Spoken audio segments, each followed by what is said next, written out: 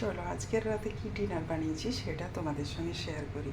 কী বলো তো, এই যে একটু স্যালাড আছে, চিকেন কষা, ধনিয়া চিকেন, বেশ টেস্টি হয় খেতে।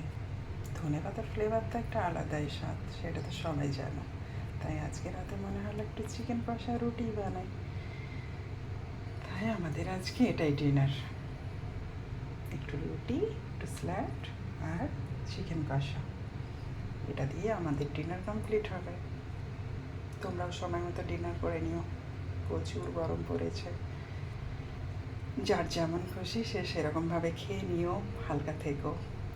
যদিও আমি চিকেন বানিয়েছি কিন্তু খুব লাইট করেই বানিয়েছি, আমি খুব একটা রিচ করে কোনো রান্নাই করি না।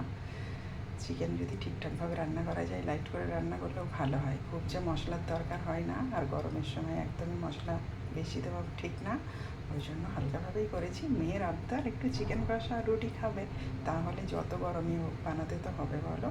তাই এইটুকুই। ভালো থেকো সবাই, গুড নাইট।